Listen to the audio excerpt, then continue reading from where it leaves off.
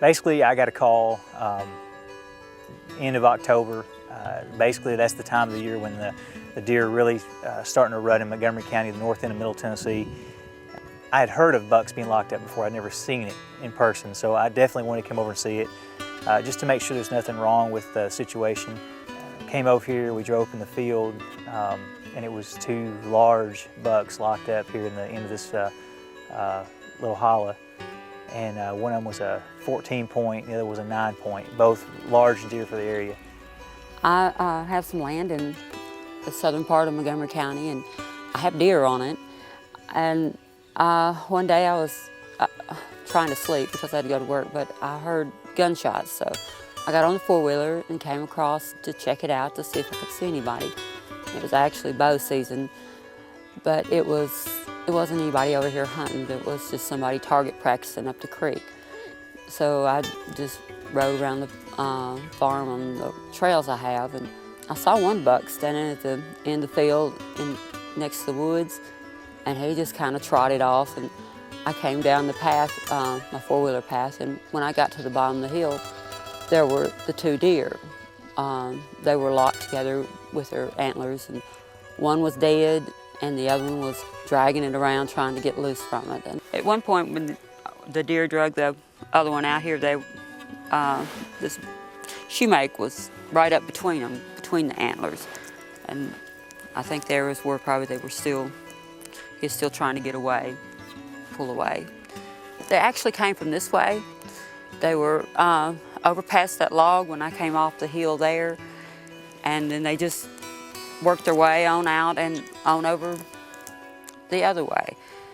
One of them was dead, and the other one was pulling the other one, so dragging it along. I was able to get a hold of my son, get in contact with him after they'd already died, and he came over, and then he went back to the house and called TWRA in Nashville, and they got in contact with Dale.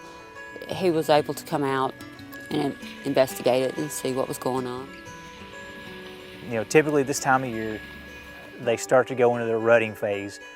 And one way you can tell in this area is if you just watch the highways, you're going to see deer start to get run over more and more throughout the weeks of late October into early November. A lot of people think hunters in the woods pushing the deer out on the highways to get hit, which is totally wrong. The deer are being chased.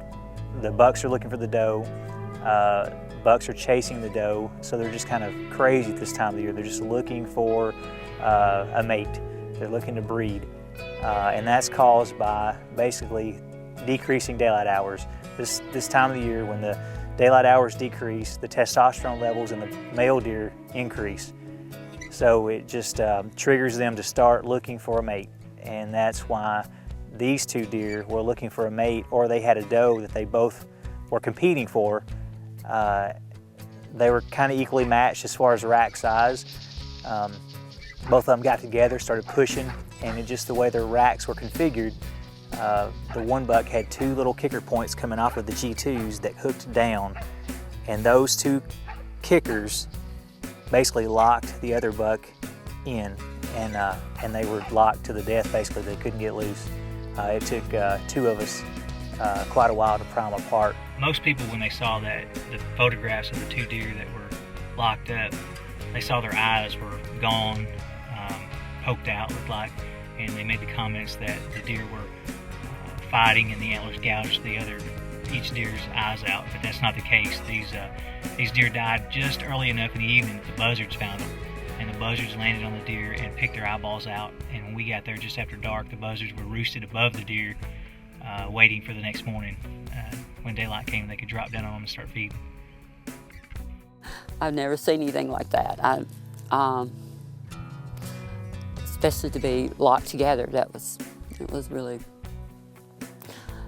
an experience, something I hadn't seen. It was kind of like all these things running through your mind. You want this one to see it, you want that one to see it, and then, you know, there's nobody here. Are they going to stay this way, or can I help them? And just excitement, I guess, in one sense, and a little fear in another, because I didn't know how I would be able to help them.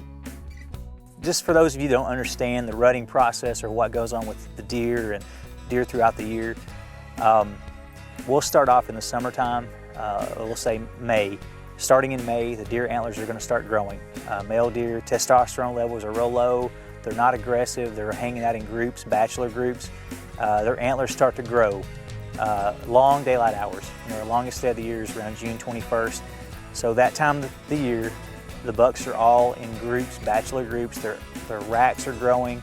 They're eating lots of food, and that food is going into their body and into the rack. As the rack grows, it matures, gets bigger and bigger throughout the summer, and then when it gets into August, your daylight hours start to decrease. As daylight hours decrease, it triggers the deer and the deer's testosterone levels to increase. That's in late August, early September, and that causes the deer to start shedding their velvet. The velvet comes off the rack, the deer polish the rack up, then they start to push each other around and establish a dominance. And that goes on into September, early October. Testosterone levels are still increasing all the time.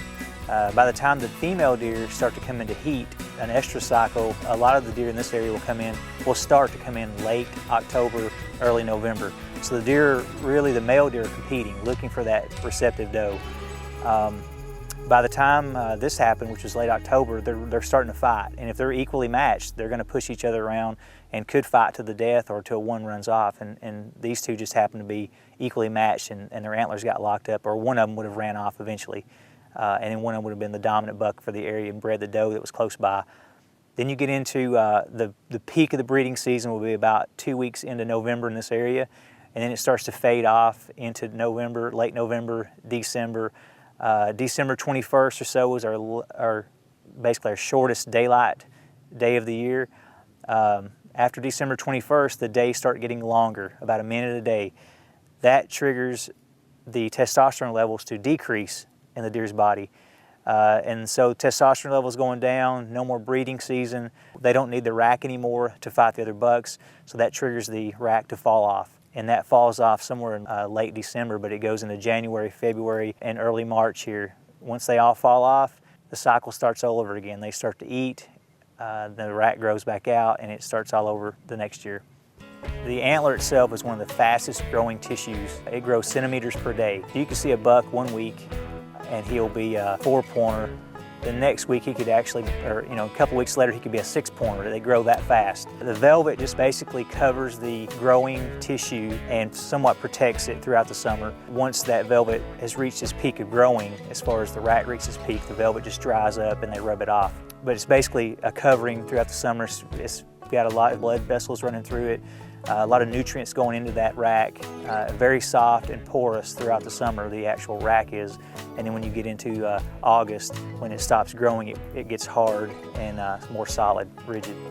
The reason deer make scrapes, basically it's a calling card, I guess, if you want to call it that. I've been here, I'm in the area, and then another one will come along to that same spot. And a scrape is basically, people get these confused. A scrape is where a deer will come up to an overhanging tree limb. It'll be about head high to someone probably. The deer usually will put their head up a little bit or stand on their hind legs. They'll chew on the limb a little bit and they'll rub it in their face and they'll break a little limb over. And then just under that limb, they'll take their feet and they'll paw. They'll dig back the dirt and it'll make a round area. Sometimes it'll be a lot bigger, sometimes smaller, but just a round area. Does and bucks will then pee in that spot. So they've left two different scent markings on the ground and on the tree. An hour later, 2 hours later, another deer will come through to that same spot. They'll leave their scent. They'll pee in it. They will mark the overhanging tree limb. All summer long, all winter, the deer would use this as a community scrape just to let other deer know they're there. What this is basically breaking down to or going to is the breeding season. If a female deer comes to that spot and she's ready to be bred, she will pee in that spot and she'll walk on her way. A buck will come through an hour later, a day later. He'll come to that spot, he'll realize there's been a doe here, she's ready to be bred, and he'll put his nose to the ground, he'll follow her. That's what a scrape does. That's basically what a scrape is meant to do. Rubs, on the other hand, are on trees up off the ground. A deer will take his antlers and rub the velvet off. You start seeing rubs in late August, September, and they're rubbing the velvet off, they're polishing the rack up. And then they'll also make rubs to mark their territory. There'll be a scrape or a rub line around a hill, and that's just kind of the way the buck was traveling, and he started rubbing trees. they'll push trees over to show another buck that I'm badder than you, bigger than you. So that's the difference between the rub and the scrape. If it's been a really hard winter, or they don't have a lot of food, and it's been the bucks chase a lot of doe, a lot of breeding going on, it's been stressful on the deer, he may drop his rack, his antlers may drop in mid to late December. But typically, if they have enough food and they don't get run down too much by the rut, the shedding process will start in January, and it will increase. Let's say you got 100 bucks. January 1st, 2 of them might drop their racks, but every day that goes by, you'll have 3 or 4 or 5 or 6 per day will drop them, and it'll peak somewhere around mid-February to late February in this area. And the best time to look for the sheds would be when it's peaked. It's when most of them have dropped their racks, which typically will be around, I just think of it as St. Patrick's Day is a good time to say, I'm gonna go look for sheds today, because 80% of the bucks have dropped their racks, and some of them will even hold them into April, opening turkey season, because we get those reports every year. A turkey hunter will say, I saw a buck today with both sides. And that's out of the 100, that's the 2 or 3 or 4 that's held on to them to the end.